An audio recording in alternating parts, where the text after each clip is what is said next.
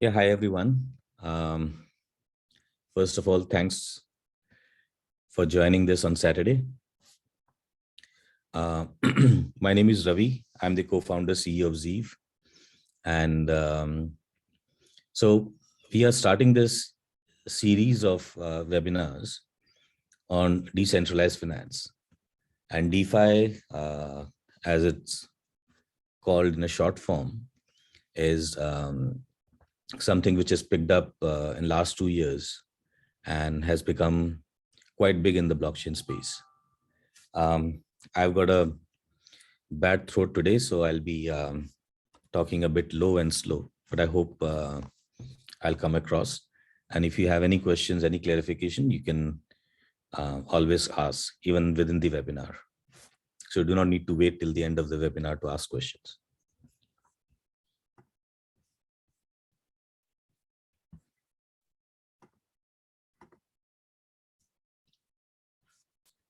So you can see my screen.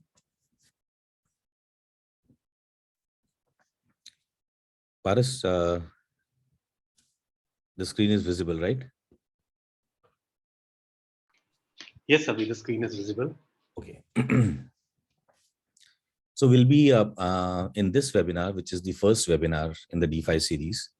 We'll be covering what DeFi is, how it differs from centralized finance, how the whole finance has evolved, with DeFi being the latest piece in finance, and then what are the core construct of or the basic primitives of DeFi ecosystem. And then in the next series of webinars, we'll delve deeper into each of the primitives, and I'll be give a hands-on experience as to how different DeFi systems work. So let's start with what is DeFi. So centralized finance, we have been very aware of, we have been using. And when we say decentralized finance, it means that a financial ecosystem which is running without any intermediaries. So the way blockchain works, DeFi is an output of that, or you can say one of the major applications of blockchain and smart contracts, where you have all kind of financial instruments, whether it be deposits, whether it be borrowing or lending, investments, insurance, etc. But all these financial instruments are running without any financial intermediary like bank or an NBFC. So DeFi is completely decentralized, and since it does not involve any financial intermediary, it is open and accessible to all. So let's talk about a bit of features of DeFi, and then during the course of the webinar, we can elaborate on each and every feature. Most of the features that you will see are inherited from the blockchain ecosystem. So if you see blockchain technology, it is permissionless. Through smart contracts, it is programmable, and then it has got immutable transaction, etc. So based on that, DeFi derives all its benefits or core features from the underlying blockchain and smart contracts. So first is permissionless. By permissionless, it means that anybody can join the DeFi ecosystem just using an internet connection. So for example, there is a DeFi application called Uniswap. Now Uniswap allows you, it's a decentralized exchange where you can swap one token with another. So it's like a Forex exchange, traditional Forex exchange, where you can convert your INR into US dollar or convert your INR into Emirati dirham, etc. So similarly, there are decentralized exchanges like Uniswap or SushiSwap, where you can convert one token to another. And the whole Uniswap kind of DeFi app is permissionless in the sense that anybody can join it. You can simply go to Uniswap, you can connect your wallet, and you can do the swap. So you do not require any KYC. You do not require any permission to do that. And it is global in the market. It is irrespective of any geographical boundaries. Anyone and everyone has got access to that. The second major feature is programmability. And by programmability, and we'll cover a slide on smart contracts. But by programmability, we mean that all the DeFi processes or the tokens, they are based or they are derived or built out of smart contracts. And in smart contracts, you can define the logic, you can define the business process, and accordingly, the token or the process will work. So it is highly programmable, and you can combine two smart contracts to create something new. And that's why one of the major comparison of DeFi is done with Lego, where you can combine different Lego blocks to create new characters. Similarly, in the case of DeFi, you can combine different smart contracts to create new functionality or new financial products. Third major feature is transparency, as this is again a tenet of blockchain where all the transactions are visible on the public blockchain. Anybody can go to an explorer like Etherscan on Ether or on Ethereum, and they can query a transaction, sender, receiver, as well as the transaction hash and the details of the transaction.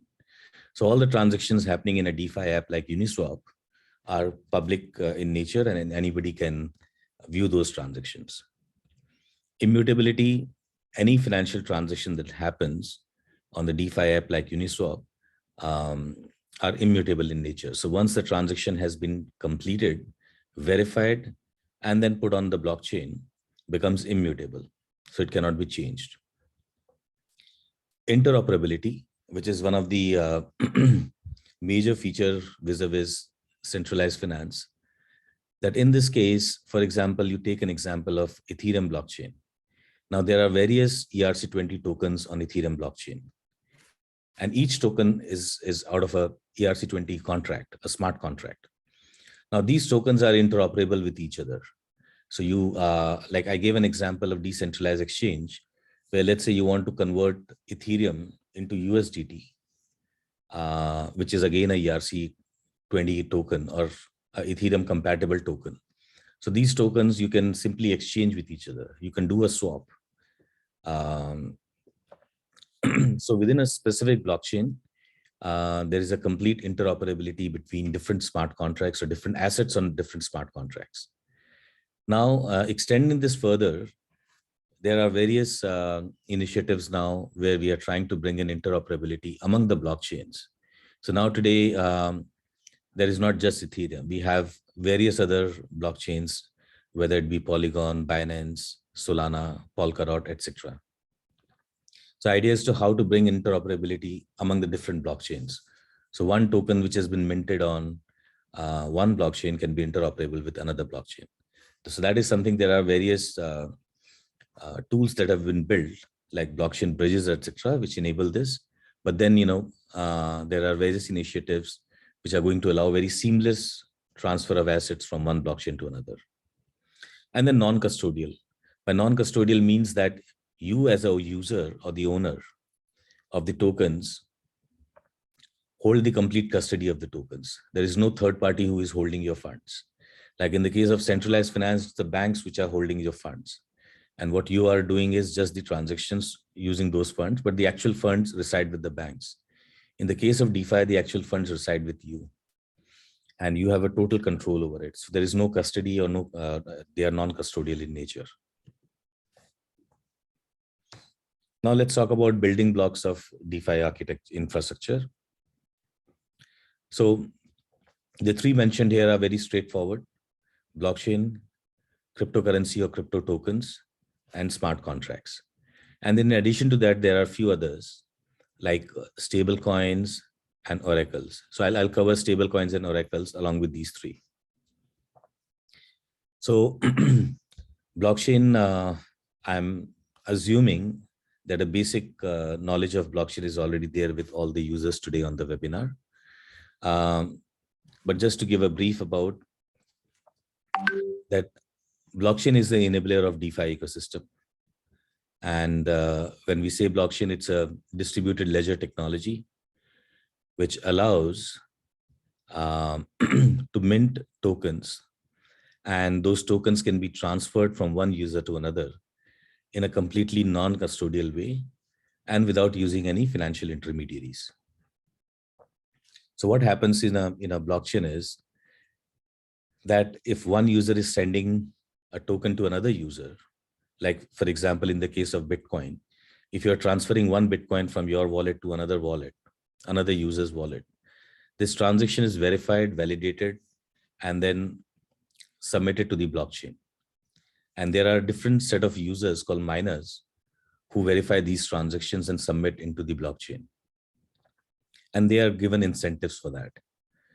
So there is a way, and once these transactions are submitted on the blockchain, they are packaged into a block and then affixed to the block before. So it creates a chain of blocks, and each block is a set of transactions that happen during the intervening time. So together they form a blockchain. And once these transactions get into blockchain, they are immutable. Nobody can change them. So blockchain technology came up with a distributed system where people can do transactions with each other without any financial intermediary. These transactions are verified and validated by different miners who are incentivized to do so in the form of tokens itself. And once these transactions are packaged into the block, they are immutable. So now you have a full-fledged system where different payment transactions or token transactions can happen without any financial intermediary. And yes, you can trust the system. So it's a complete trustless machine where the trust is in the code. Cryptocurrency is the heart of the blockchain in the sense that if you take Bitcoin as an example, where Bitcoin itself is the cryptocurrency or the crypto token. And the underlying blockchain technology allows you to transact this token. There is a process by which new tokens are minted and given to the miners as an incentive. That's how new tokens come into circulation. And then as a user, if you have a Bitcoin, you can transfer it to another's wallet using the process I just described. So this was blockchain and the cryptocurrency you can very well understand by taking the example of Bitcoin. But then we move further. The concept of smart contracts came in. And the whole premise was that the way we are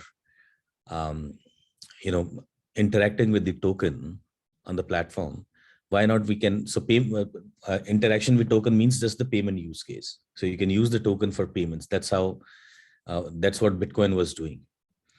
But then idea was how to extend that further so that different kind of logic can be built into the blockchain and more functionalities can be added to it.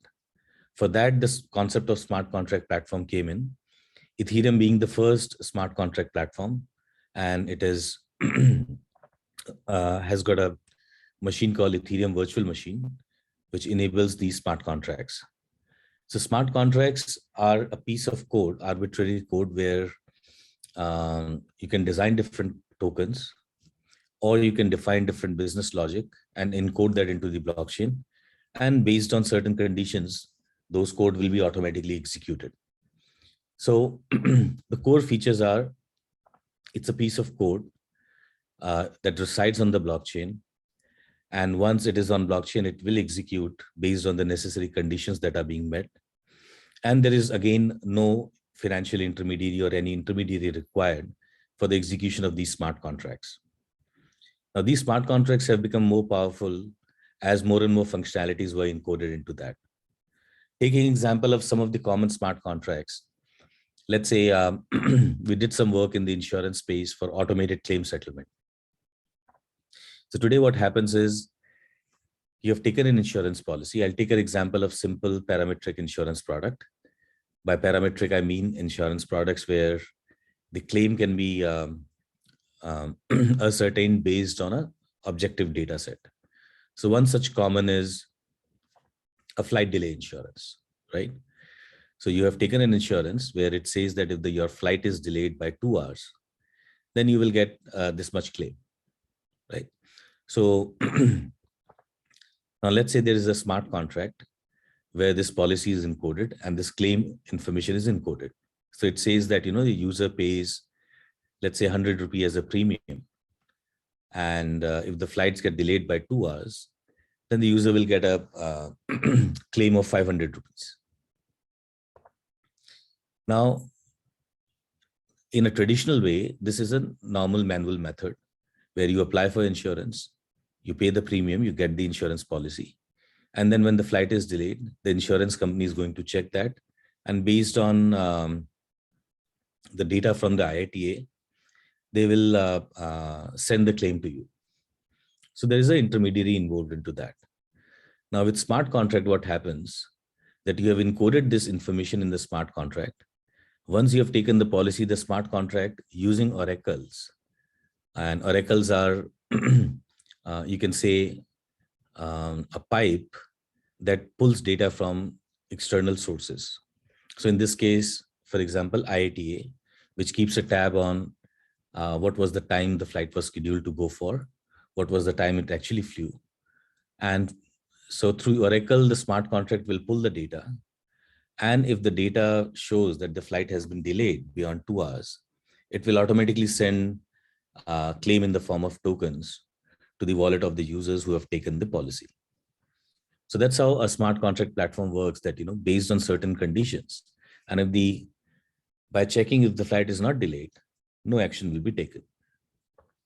So, so this was just a simple smart contract. And then if you take example of escrow contract, where, if two people are transacting with each other, one person, and they do not trust each other, they are strangers, they are unknown to each other. So in that case, if they want to transact between two tokens, there is an escrow contract where both will be putting in their token, and there's a condition defined in this. If you go to NFT marketplace, there when you buy an NFT using USDT or any other token, there's an escrow token contract at the back end, which ensures that once you have paid, you will get the NFT.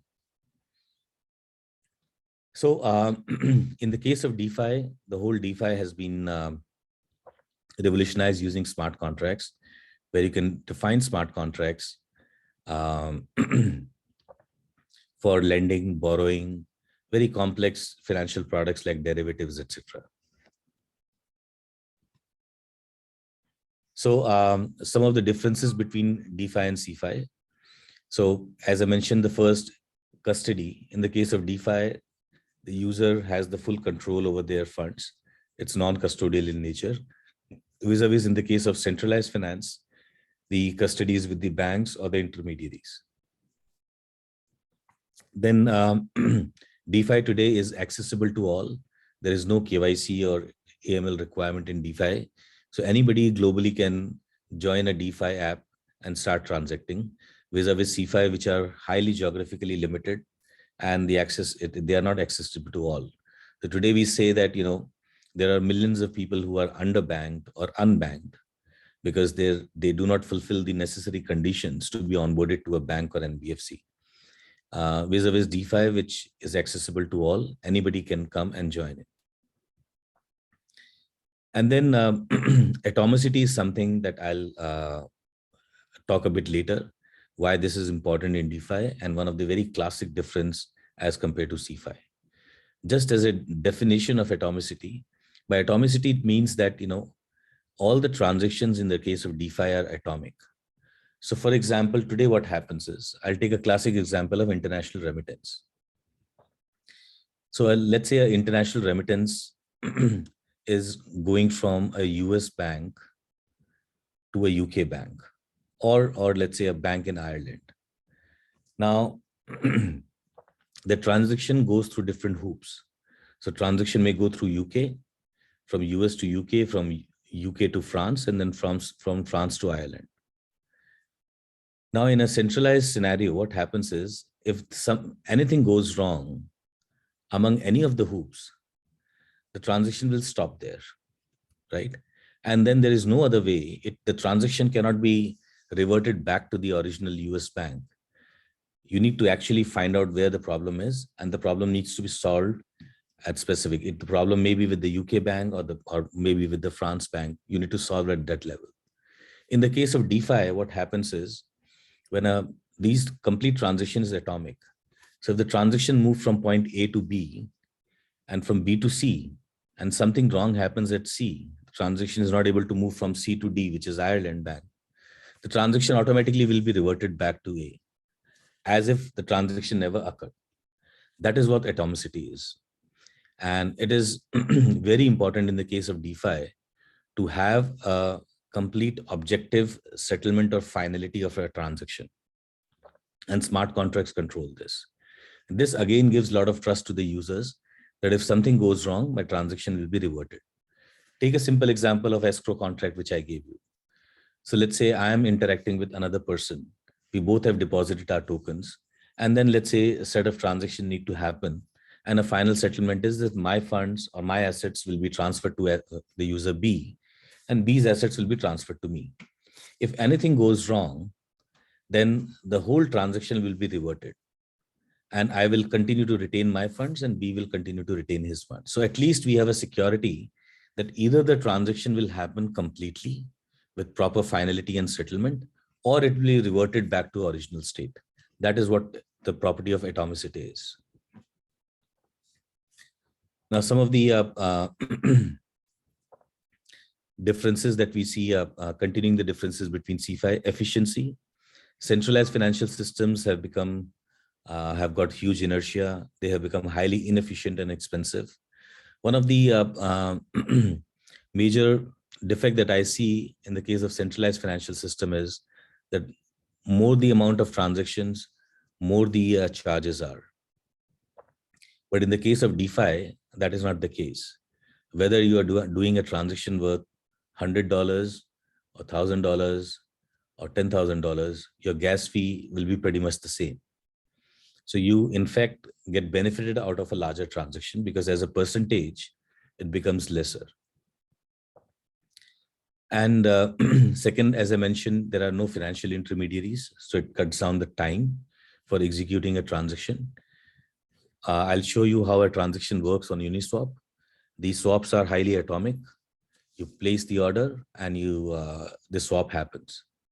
So the DeFi systems are highly efficient in terms of time and cost of transactions. Then access, as I mentioned, Cefi systems, have got geographical limitations, have got physical limitations. If you go to smaller villages, still they do not have access to traditional banks because banks do not find it.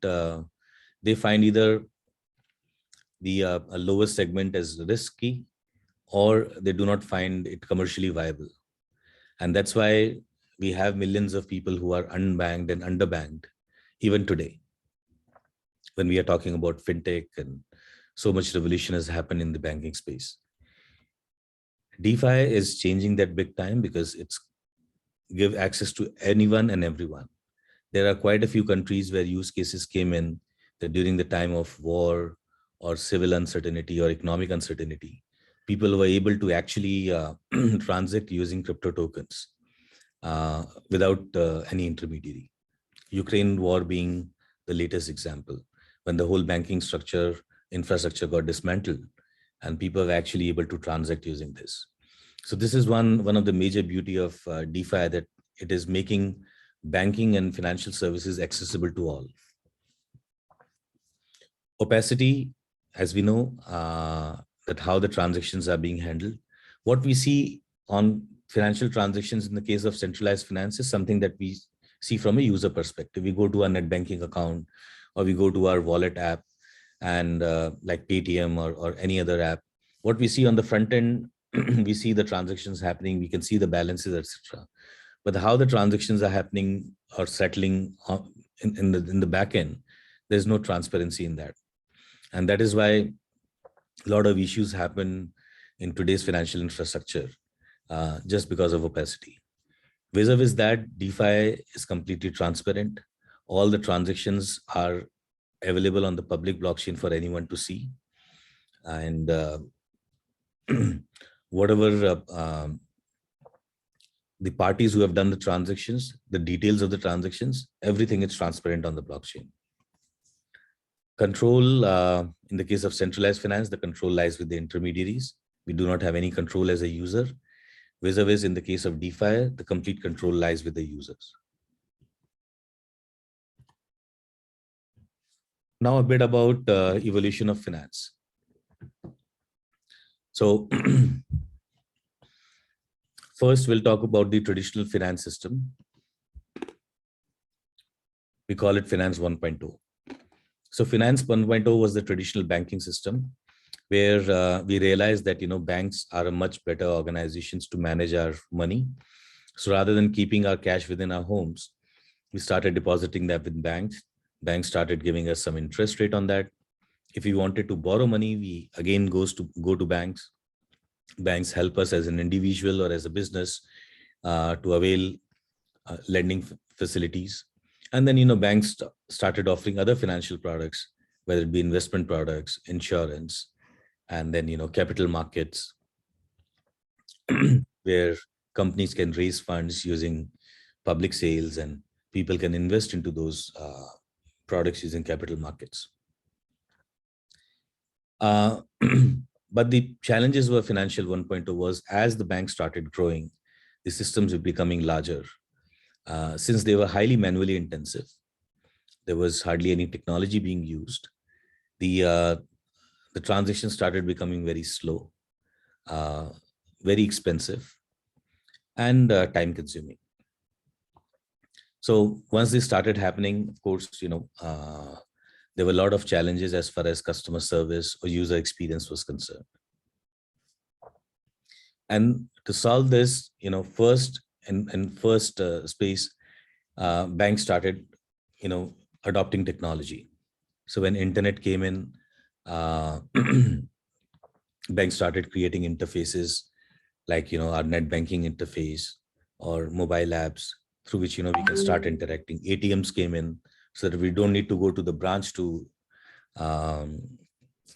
withdraw money. We can do that through ATMs. We started having debit cards, credit cards, and so on and so forth. And within Finance 2.0, then came the fintech, which took the user experience to the next level. They started offering like personal finance management, app by Mint, etc., which gives you idea as to how you are consuming your cash, how your consumption is categorized, and what kind of excess cash flow you have that you can invest, etc. So fintech was a major revolution that happened in the last 20 years, starting from Paytm on the payment side to lending, investments, etc. And the user experience became very good. But the problem with fintech had been that the backend infrastructure still resided with banks. And the backend infrastructure had a lot of challenges, a lot of flaws, user data being hacked, or high transaction fees. Today in remittance, the fees are still very high, starting from $20, $30 to almost 4 to 5% of the money that you transact. And remittances may take from 1 day, if it's from US to India or US to UK, to even 5 days to even 2 weeks. So fintech gave a huge customer experience, a much better user experience. But due to the backend systems, which are still highly centralized and riddled with inefficiencies, there's still a high cost of transactions. There are still chances of data being compromised or some kind of hacking happen. And there are unnecessary charges which are levied on the users. And Finance 3.0 is what we call an open financial system. DeFi is also called open finance. And DeFi is now going to drive the whole Finance 3.0. And in 3.0, as we mentioned, you as a user will be controlling not just the user experience, but the control of funds itself. And it has led to very low transaction fee, highly atomic transactions, settlement and finality happening in near real time.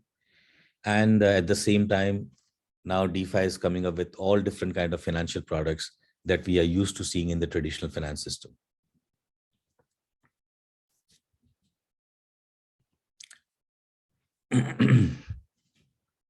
So how DeFi is being used now? So in the case of blockchain, decentralized applications are called dApps. So you will hear this word again and again. So whenever you see dApps are nothing but decentralized applications, like we had web apps and mobile apps. Similarly, we have decentralized applications. And protocols are set of instructions. So whenever you see a word protocol, like blockchain is a protocol which is a set of instructions, and there can be other protocols built over the blockchain protocol. So they are nothing but set of different instructions. Ethereum is the major driver of DeFi today. And then, after Ethereum, a lot of other new gen blockchains, whether it be Polygon, which is a layer 2 blockchain on Ethereum, or Binance or Avalanche and Phantom, which are all Ethereum compatible or EVM compatible blockchains. And then, on the other hand, we have Polkadot and other substrate based blockchains, and then Solana, Algorand, and few other kind of blockchains. Each of these blockchains, Ethereum and after Ethereum, are majorly smart contract platforms that allow you to build decentralized applications, deploy on the blockchain, and start using them. I'll skip Bitcoin. So Ethereum, as I mentioned, was a major leap as compared to Bitcoin, because it just didn't have the crypto token for payments, but it also came up with a smart contract platform that enabled all kind of different applications that are being used in business or on public protocols. So now we'll cover the core construct of DeFi ecosystem. Till now, what we have covered is what DeFi is, how it's much better than, or how it solves the major challenges in the centralized financial ecosystem. And the major infrastructure, like, blockchain, cryptocurrencies, smart contracts. Two other things before I jump on here is stable coins and oracles.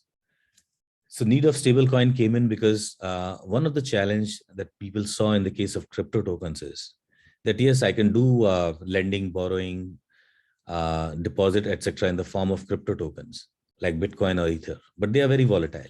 So how should I do that? Because if, let's say, I'm doing a fixed deposit in a bank, at least the value of INR is not changing if we discount the inflation part of it. But in the case of DeFi ecosystem, if I deposit 1 Ether today, I may get 1.1 Ether at the end of year if 10% interest rate is there. But the value of Ether may go down from $5,000 to $2,000. So, and then secondly, if I'm doing a transaction, while the transaction itself, the volatility may change, because unlike the traditional financial system, the value of crypto tokens is transacted throughout a 24/7 markets. So some of these challenges, gave the concept to stable coins. So stable coins are crypto tokens which are backed by fiat currencies. So for example, USD Tether or USDT in short. So USDT is based on a US dollar as a fiat currency is backing it. So if there are 1 million USDT in the market, then there is a $1 million cash in the banking system. So, and then there are various other type of stable coins. So these are called stable coins, which are backed by an asset. In the case of USDT, they are backed by fiat. Then another kind of stable coins are crypto collateralized stable coins. For example, DAI. So MakerDAO is a protocol where you can deposit Ether, and then based on a certain collateralization ratio, you will get a stable coin in return called DAI. So DAI is pegged to, again, the value of one DAI is equal to $1 US. So these are crypto collateralized stable coins. And then a third concept came in, which is algorithmic stable coins. So idea is that,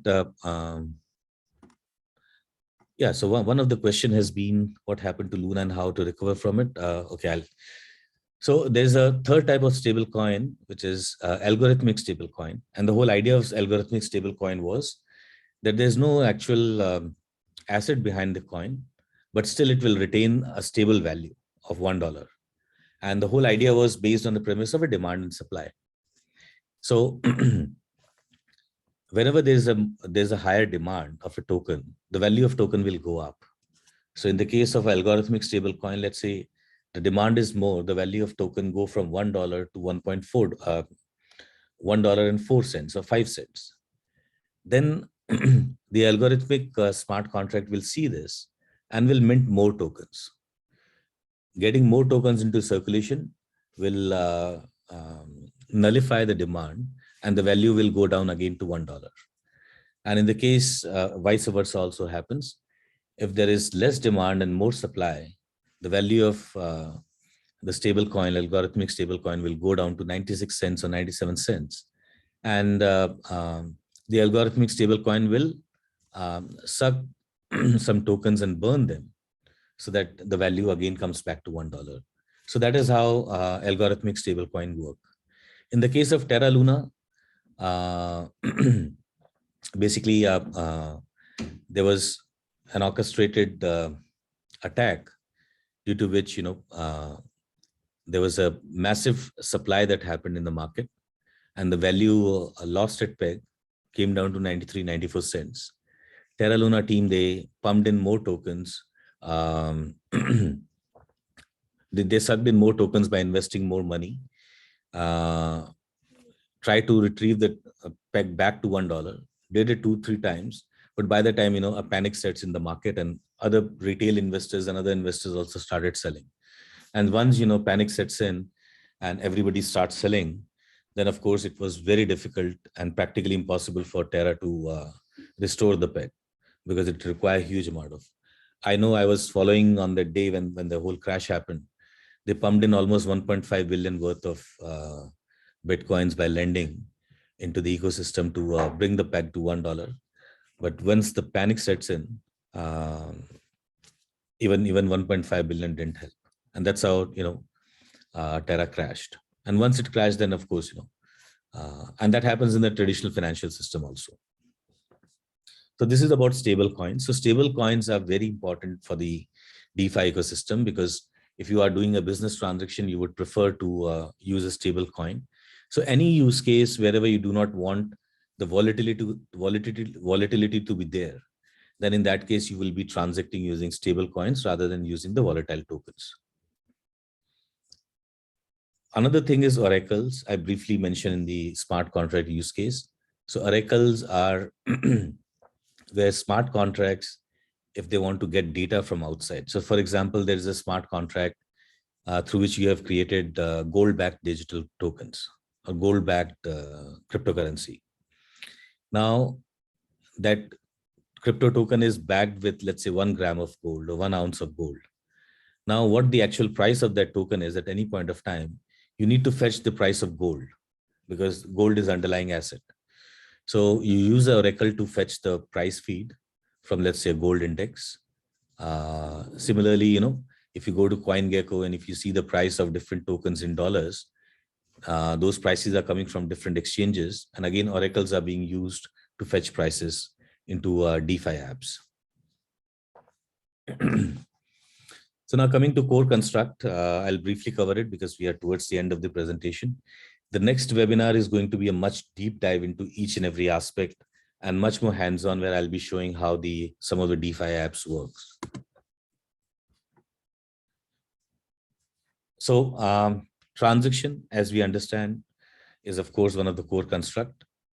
And the beauty of these transactions in the case of DeFi is that they are atomic in nature. And by atomicity, we are assured about the finality of transaction. And if the transaction is not going to be finalized or settled, it will revert to the initial stage. So you will get back to your initial state and you will receive your tokens back. So either the transaction will happen fully or it will not happen at all. And whenever a transaction happens in a blockchain, and same goes for DeFi, there's a transaction fee that is levied, which is called gas fee in the case of Ethereum. And most of the other EVM blockchains is still called gas fee. So you pay a gas fee, which is actually an incentive to the miners who are managing the transactions on the blockchain. The gas fee, unfortunately, in the case of Ethereum, due to higher congestion, was very high in the last couple of years. And due to which various layer 2 protocols came in to reduce the gas fee, Polygon being one of the major front runner on the Ethereum blockchain. that brought the gas fee to very low. And then there are newer blockchains like Solana, which claims the gas fee will always be almost like 1 cent for simplest transactions. The second is the fungible tokens. So there are various kind of tokens. Some are defined based on how they are being thought about. So first category is a fungible and non-fungible tokens. So fungible tokens means tokens which are same with each other. So every Bitcoin is same as another Bitcoin. One Ether is same as another Ether. So they are fungible tokens. And then we have non-fungible tokens, which are actually unique tokens. They have unique attributes, like what we have seen in the NFTs, where each collectible or an artwork or a creative piece of music or video is a unique asset. So any token which is backing that asset is a non-fungible token. Now within fungible token, then there are various other kinds of token. Two of the common one that you will hear is a utility token and security token. So utility tokens are where the token which is backing a platform or an ecosystem is actually providing utility to the platform. Without token, you will find no utility within the platform. The classic example is Ethereum. So in Ethereum, Ether is the utility token, because if you remove Ether out of Ethereum, the system will not operate, because when new transactions come in, those transactions are validated, verified, and posted into the blockchain. The miners get an incentive in the form of Ether. So each transaction requires Ether. The gas fee, which again enables each transaction, is also paid in the form of Ether. So you see that the Ether token is driving the whole platform or ecosystem of Ethereum. If you remove Ether token, then the whole platform is not viable. So these are our utility tokens. Vis-a-vis security tokens are something where they are very similar to a shares in a company. So so they are attached to the profit of the company. Again, the value will go up if the company will go up. Very similar to what happens in the case of listed companies, where we buy shares, and as the company grows, the value of share grows. So those are security tokens. Then we have equity tokens. Equity tokens is a general part of security tokens where there's always an ownership of an underlying asset. So it can be securities, which are like shares. It can be other assets that are backed, like asset-backed tokens. For example, a token may be backed by gold, or it may be backed by real estate, etc. So in the case of real estate, it will be asset-backed tokens of non-fungible nature. In the case of gold, it will be asset-backed tokens of fungible nature. And then concept of governance tokens has taken place, especially with decentralized autonomous organizations, DAOs, where governance tokens, if you hold a governance tokens to, let's say, Uniswap, then you have access to vote on some of the decisions, critical decisions of the business. So let's say Uniswap want to increase the transaction fee. So it's the people who are holding the governance tokens, they vote on a specific decision. So they provide you voting rights, and you can influence the roadmap of the organization or the platform. Non-fungible token, as I mentioned, they are backed by non-fungible assets. By non-fungible, we mean those assets are unique. They cannot be transferred with each other. So every piece of art is a unique asset. So similarly, non-fungible tokens has got, they are built using ERC 721 standard and ERC 1155 standard on blockchain. And now the NFTs have grown, are growing much beyond NFT collectibles, which were in much major hype last year. The hype has settled down. The NFT market has crashed. The collectibles market, I would say, is crashed. But the NFT as a means is growing rapidly. Now NFT is getting into real world assets, whether it be in voice tokenization, carbon credits, real estate, bonds, and various other real world assets are being tokenized using NFTs, your certificates, etc. So you will see NFTs growing in the next 3 to 5 years, majorly redefining music, films, or real world assets like real estate, bonds, etc. Then custody, as I mentioned, so for the DeFi, you actually interact with a DeFi app using your wallet. So you are holding the custody of the funds. And whenever you're using those funds, let's say you are lending as a lender, you are lending those funds to someone on a DeFi app. So still you will have control over the funds. So there are liquidity pools where you provide, they act like a escrow contract where you provide funds and those funds resides there. And in lieu of those funds, you get a receipt. So they are called liquidity provider tokens, LP tokens. And whenever you give your LP tokens back, you will automatically get your initial funds back. So that's what custody means, that all the wallets are non-custodial in nature, in the sense that no centralized intermediary is taking control of your funds. You yourself as a user holds the custody of your funds. And then incentives is again one of the core component of blockchain, and vis-a-vis a core component of DeFi. So if you see apps like, so there are two kinds of incentives. One are staked incentives and then direct incentives. Now, staked incentive, in the case of blockchain, the classic example have been miners who are validating, verifying the transactions, writing into the block, and they are incentivized in the form of native token. So Bitcoin miners get Bitcoin as a reward. Ethereum miners get Ethereum as a reward. Now, after Bitcoin and Ethereum, major of the blockchains, whether it be Polygon or Binance, etc., they have proof of stake as a consensus algorithm. So in the case of proof of stake, when you stake, instead of mining, you are doing staking now. But again, the reward is in the form of native token.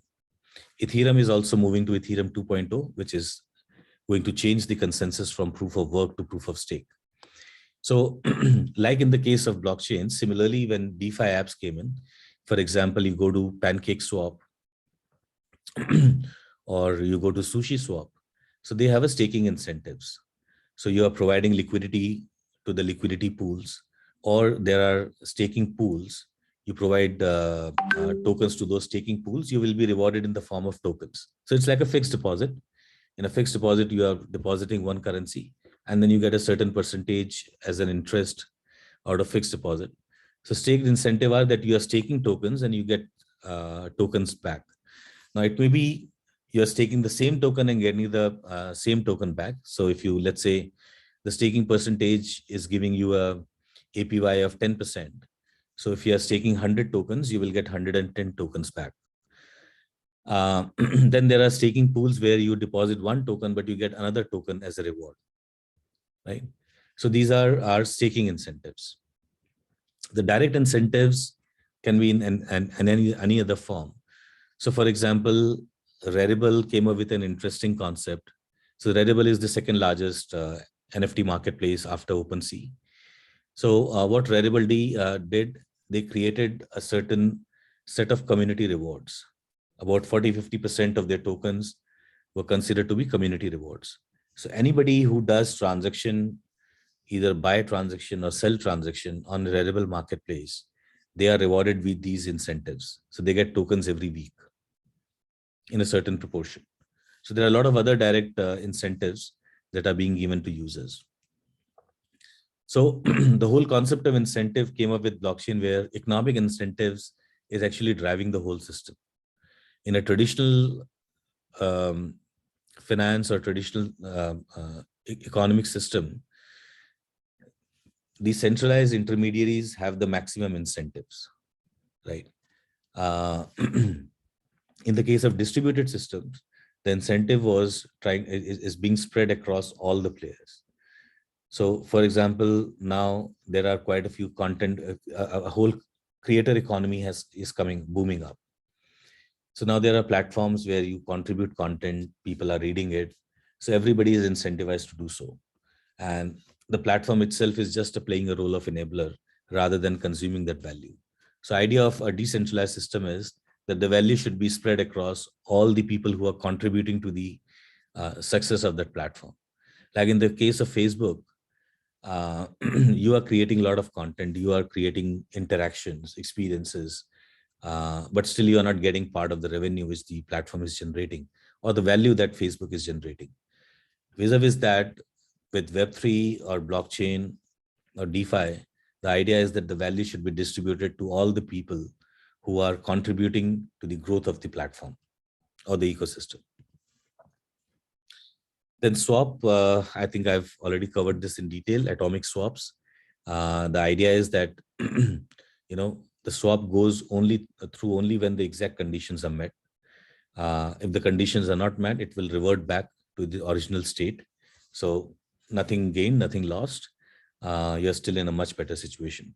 Unlike in traditional finance, where things get stuck in between and you don't know, I think this is the classic case we have seen in business transactions, in banking transactions, and various other kind of financial and economic transactions, where something is stuck in between, right?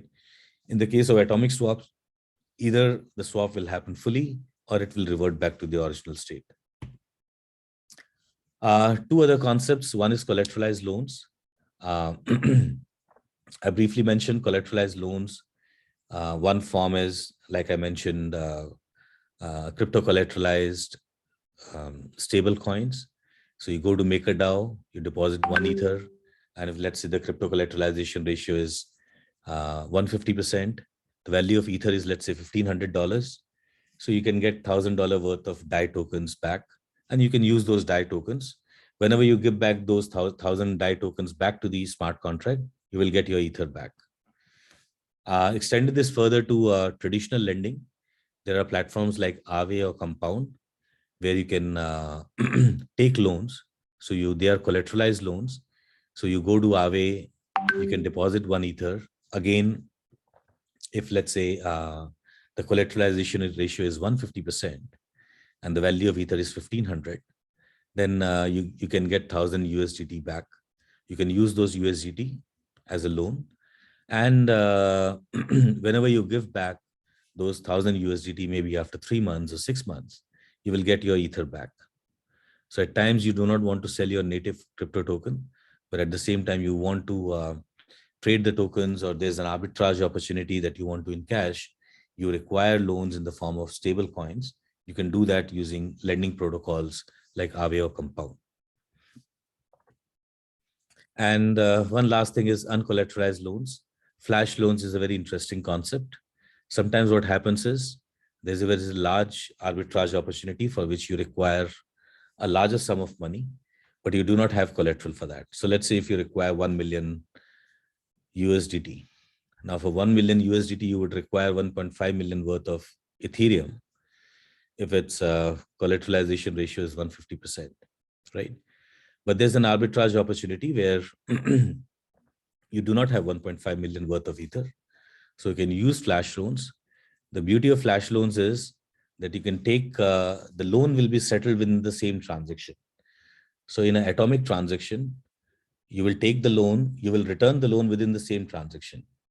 So you will take the loan, you will use that loan to convert into something else, use the arbitrage opportunity, reconvert it back to the USDT, give back the loan, and the transaction is finalized.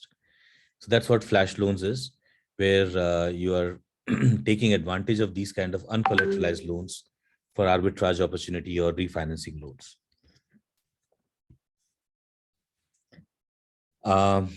Decentralized exchanges are one type of file straight away cover to. I think we have covered all the benefits of DeFi, so I'll skip that. Immutability, they are permissionless, transparency of transactions, interoperability among all the ERC20 tokens on the case of Ethereum. They are highly programmable, so you can design complex products. Now, there are derivatives, there are different kind of products, margin trading, everything is being enabled that we have been used to seeing in the traditional world in the case of DeFi. And self-custody, so they are non-custodial in nature.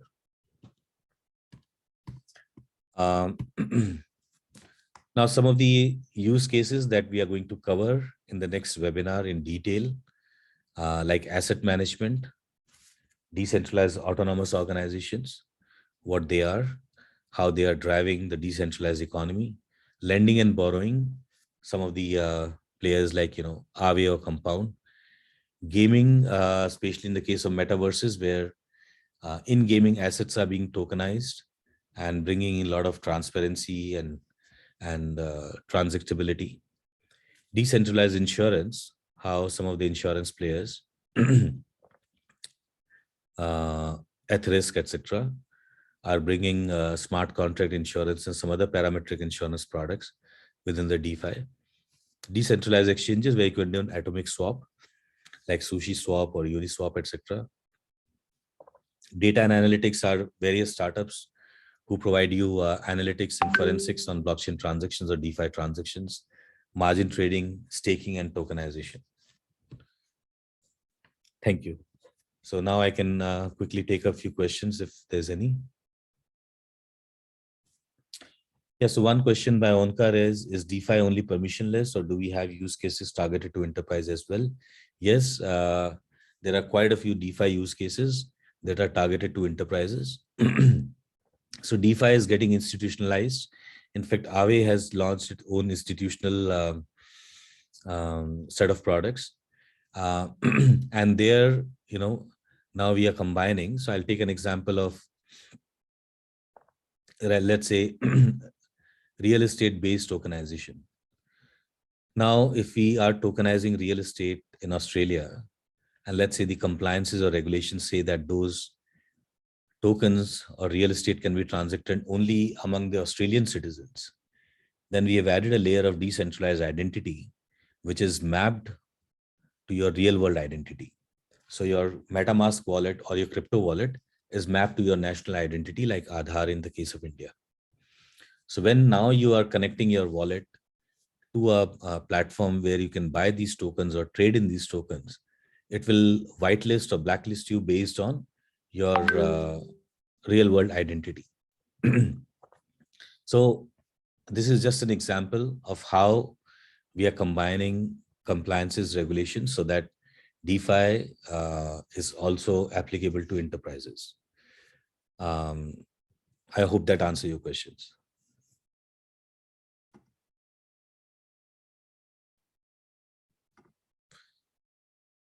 Any other questions anyone has?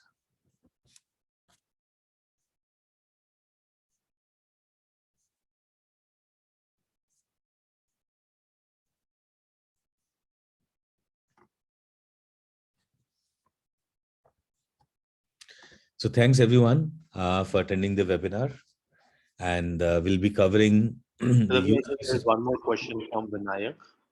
Sure. So Vinay, yes, unfortunately, Ethereum 2.0 has been delayed quite a bit, almost 2 years. But now this time, since there was an announcement just yesterday that the final testnet is going live in August itself. So this time, everybody is quite optimistic that the merge will not fail. Will have merge happen, which is going to be the first stage of Ethereum 2.0. But yes, nobody can say with certainty. But yes, this time the optimism is very, very high. One of the reasons why the price of Ethereum unilaterally has taken off.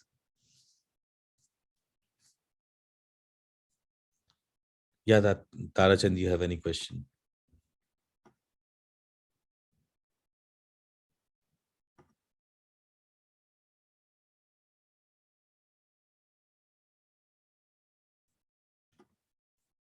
Tara, if you can put your question in the chat. Okay, that's fine. Yeah, so thanks everyone.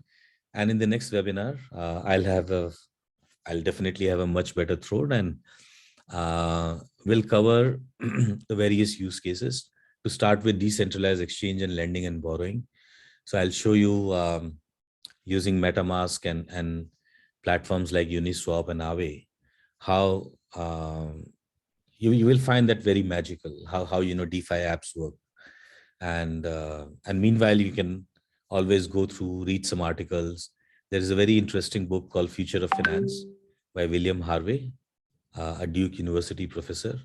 It talks in detail about the DeFi.